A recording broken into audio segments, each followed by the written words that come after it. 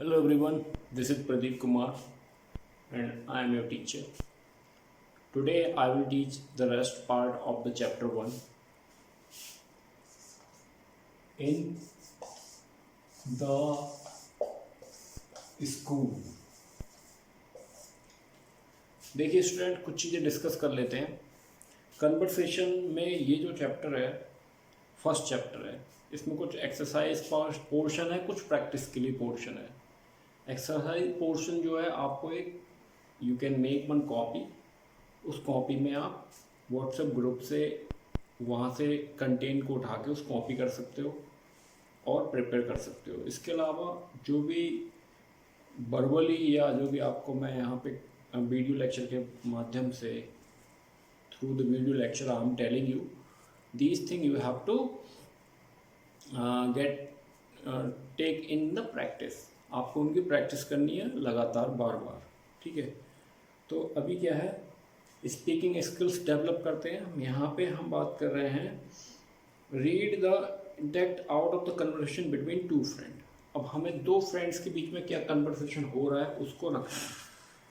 तो सबसे पहले दो फ्रेंड्स, दोनों के नाम मैं आपको इंट्रोड्यूस करा दे रहा हूँ यहाँ पे, राइमा और याशी से। राइमा और याशी दो फ्रेंड हैं, स्कूल में हैं, और वो किस टाइप से कन्वर्सेशन करते हैं। तो लेट्स सी। हाय यासी, where are you going today? Where are you going dear, ये जो भी है। तो वो पूछ रही है आप कहाँ जा रहे हैं। वेयर आर यू गोइंग का मतलब क्या होता है? वेयर मीन्स कहाँ, are you going. I hope you are having this kind of understanding that easily you can converse, you can get the meaning of them. So सबसे पहले बात कर लेते हैं चीज़ें क्या होती हैं। कन्वर्सेशन करने के लिए हमें थोड़ी वोकैबुलरी स्ट्रॉन्ग करनी है, साथ में थोड़ा टेंस का, ग्रामर का थोड़ा ध्यान रखना है, जिससे कि हमारा जो सेंस है वो रॉन्ग ना हो जाए, ठीक है। नेक्स्ट है, अब उसको जवाब किस में देगी? प्रेजेंट कंटिन्यूस टेंस है ये। वेयर आर यू गोइंग, और वेयर आर यू गोइंग यहाँ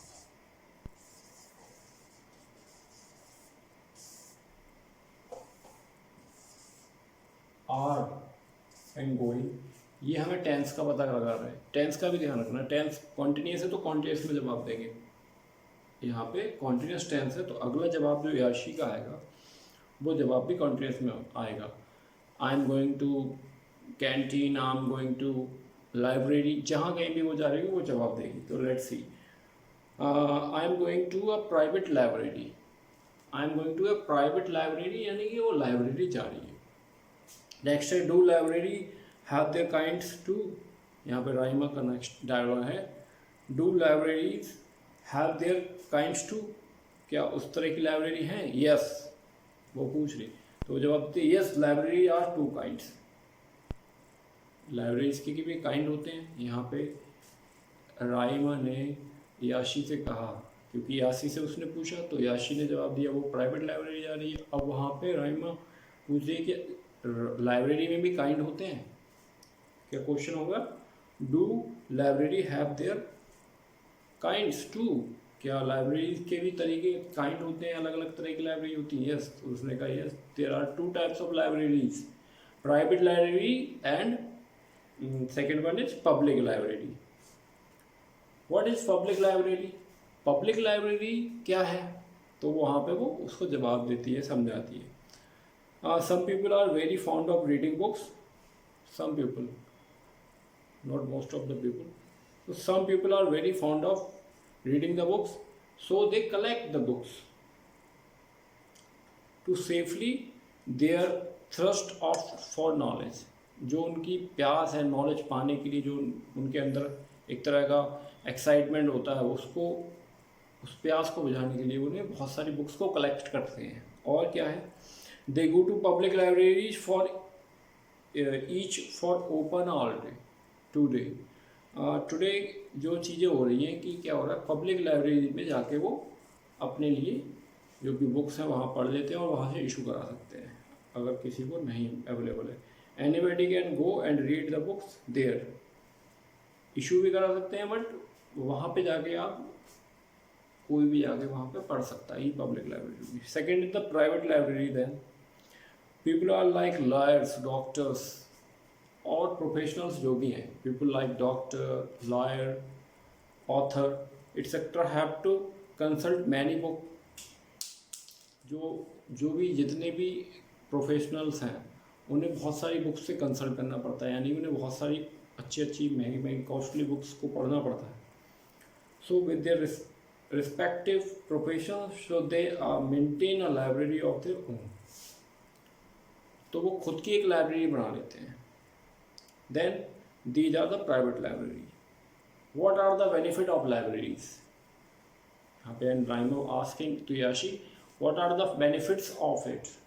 Then it is not possible for everybody to purchase books. It is not possible, obvious, it is not possible for everybody to purchase books on every subject. You can read a large number of books at a very little cost and even no cost in the library. तो आप library में या फिर book बहुत ही कम cost में या बिल्कुल free में आप पढ़ सकते हो। Thank you, you know so much about a library. तो यहाँ पे राइमा याशी को थैंक बोलती है कि आपको बहुत सारी नॉलेज है लाइब्रेरी के बारे में, और मुझे आपने ये जो नॉलेज दी है या इन्फॉर्मेशन दी है उसके लिए I am very thankful to you. तो ये कन्वर्सेशन हो गया, इसको आप रखेंगे और I hope you are getting my point. Next thing है, what is the special about your school? Think and discuss with your partner. अब आप इसी तरह से अपने स्कूल के बारे में कोई भी आपको लगता है कि ऐसी चीज़ है, जैसे फॉर एग्जांपल आपको लगता है वहाँ पे बहुत अच्छा एक एटमॉस्फेयर है जो हमें मिल रहा है स्कूल के अंदर, या हमारे यहाँ बहुत अच्छी असेंबली होती है, या हमारे यहाँ ऐसा बहुत ज़्यादा स्पोर्ट्स का बहुत ज़्यादा कल्चर है, कल्चरल एक्टिविटीज़ बहुत सारी होती हैं, या जो भी स्पेशल आपको लगता है कि रिलीजियस फेस्टिवल्स को भी हमारा स्कूल बहुत अच्छे से मनाता है। तो इस तरह की चीज़ें कि we celebrate religious festival, Eid, Holi, Diwali and whatsoever the festival we celebrate together. तो ये आप बता सकते हो, इस तरह से कर सकते हो। नेक्स्ट है एक्सप्रेस योरसेल्फ, अपने आप को एक्सप्रेस करना है। ये है आपका पेज नंबर 7। पेज नंबर 7 पे आपको मिलेगा कि अपने बारे में बताना है। Which is your favourite subject? कुछ क्वेश्चंस हैं, उनके जवाब देना है। Which is your favourite subject? ये I have asked so many time. तो आप बोलेंगे English is my favourite subject, या जो भी आपका। I like English, I like math, और sociology is my favourite subject. आपका आंसर वेरी कर सकता है, बट क्वेश्चन क्या है? Which is your favourite subject. इसका मतलब होता है आपका कौन सा फेवरेट सब्जेक्ट है। नेक्स्ट है why do you like it? आप वो क्यों पसंद करते हो? आपको इंग्लिश क्यों पसंद है? Suppose your favourite subject is English, then he or she जो भी है आपसे क्वेश्चन करते हैं why do you like it? You can say it gives me a global exposure. ठीक है, ज़्यादा लंबा ना करके, it gives us a global exposure and in now days this is the global language. English is a global language, that's why I like it and I found so much literature in English. English में बहुत सारा literature available है और ये global language है, आप ये देख सकते हो रीजन। मैथ्स के बारे में बात कर लेते हैं। Maths I found maths is my favourite subject and I fond of it because doing math sum I forget everything and it's quite interesting. Sociology, I know about our ancestors and as well as geography and the rights of human we know. So why do you like it? You can give the answer like this. Next question है, which subject do you which subject you don't like to study? कौन सा ऐसा subject है जो आप पढ़ना पसंद नहीं करते हो? तो इट्स योर विश। आप कह सकते हो कि I don't like to study sociology, English, maths, जो भी आपका सब्जेक्ट है, मैथ, जो आपको सब्जेक्ट नहीं पसंद है, which so ever the subject you don't like, you can tell. Next is your favourite subject useful to you? Sorry, one question is left. Tell the thing that you like और don't like it. कुछ चीज़ें बतानी है कि इस subject को आप पसंद क्या आप उसमें पसंद करते हो, क्या नहीं पसंद करते हो, ठीक है। I am again telling this question, tell the things that you like don't like in it. तो आपको उस कोई भी एक सब्जेक्ट ले लेना, जैसे मैथ्स, आपको क्या पसंद है उसमें, मैथ्स सम्स करते समय I focused on my subject and it's I found it very excited whenever I do math sum. I got really involved in mathematics. Or English. Whenever I speak in English, I got confident and I am able to express my views in front of anyone. So that's why English is my favorite subject. और जो भी आप कह सकते हो. Next, is your favorite subject useful to you? Yes. English is useful for me because it helped me a lot. Whenever I want to converse with anyone, I use this language. I prefer this language and it works. Next बेटा चीज़ जो आती है, you can start like this. यहाँ पे एक helping form भी दे रखी है। अब आपको एक ये सारी बातें एक पैराग्राफ में बता दी जाएंगी। जैसे सबसे पहला क्वेश्चन क्या था, which is your favourite subject, तो आप कह सकते हो my favourite subject is mathematics.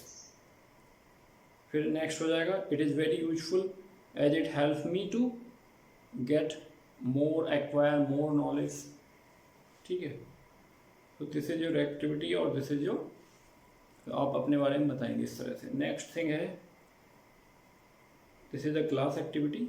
इसमें आपको whenever school will open, या जो भी आपको फेवरेट सब्जेक्ट रहते हैं, किसी का EVS हो सकता है, some student might be like science, SST, maths, English, तो वो आपको कैटेगराइज करना है और टिक करना है, ठीक है, कि इतने बच्चे मैथ्स पसंद करते हैं, इतने इतने बच्चे इंग्लिश पसंद करते हैं, और ये, ठीक है। नेक्स्ट थिंग इज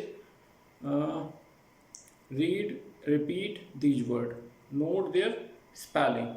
तो ऑलरेडी मैं आपको ये बुक्स के फोटोग्राफ्स आपको प्रोवाइड करा चुका हूँ, आपके पास बुक्स भी होंगी, तो उनमें ये आपको अपनी कॉपी में नोट डाउन करना है। क्वेश्चन क्या है, read and repeat these words. तो आप मेरे साथ रीड करेंगे, BOLD बोल्ड, बोल्ड मीन्स साहसी होता है, इसके अंदर बहुत साहस हो किसी भी काम, बोल्ड, ठीक है।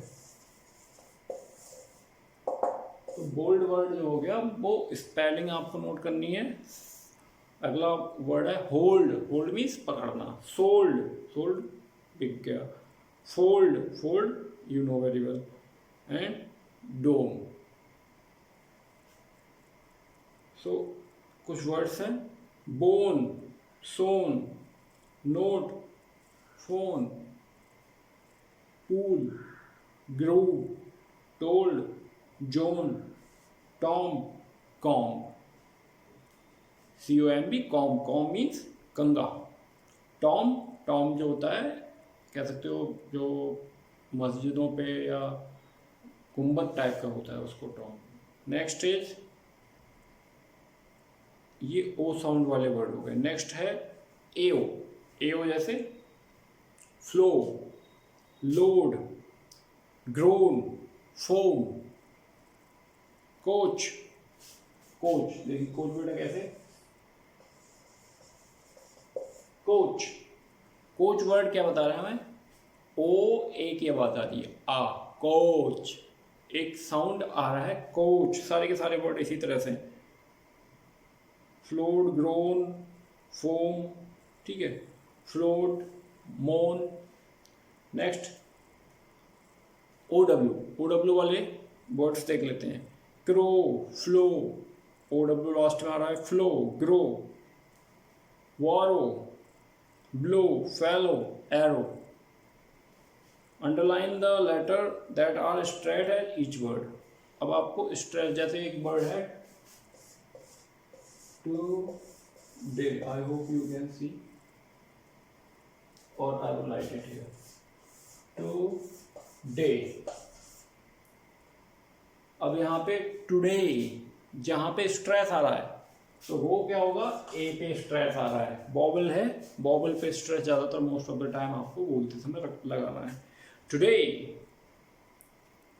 ahead, allow, pattern, between, watched, within, across, behind, indeed, tomorrow, tomorrow, and design, begin, demand, defeat, unless. So these are the some words इनमें स्ट्रेस करना, जैसे डिमांड, तो ई डी मैंड, ए पे आवाज आ रहा है डिमांड। अब आपको ये ध्यान रखना है कहाँ पे स्ट्रेस दिया जा रहा है, उस वर्ड को आप क्या करेंगे, अंडरलाइन करेंगे। अगर ये सब चीज़ हो जाए उसके बाद आप इजीली इस चैप्टर के बारे में समझ सकते हैं। Now take care, bye bye, stay blessed.